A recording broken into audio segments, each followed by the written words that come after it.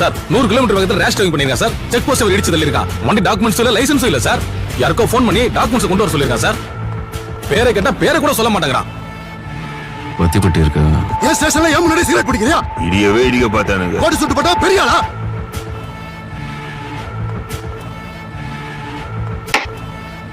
எவனா இருந்தாலும் சட்டத்துக்கு முன்னாடி அடிமை. பேர் சொல்ல மாட்டியா? திமிர் பிடிச்சவனா நீ? இடியோட பார்வையிலே தோலை உரிக்கிறேன்டா. மொத்த ஸ்டேஷனும் அதிர ஆரம்பிச்சு.